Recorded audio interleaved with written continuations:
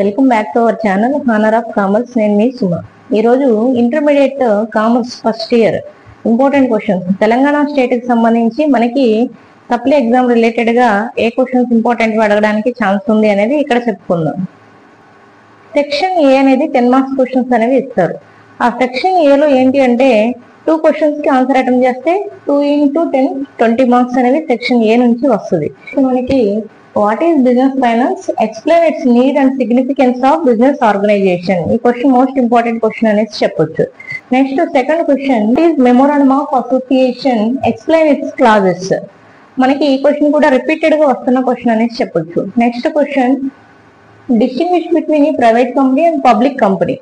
ఈ క్వశ్చన్ కూడా important question అనేసి చెప్తున్నాం. అయితే ఇప్పుడు మనకి ఏంటంటే ఈ 3 క్వశ్చన్స్ లో ఎనీ 2 గానీ ఎనీ 1 గానీ రావడానికి ఛాన్స్ ఉంది.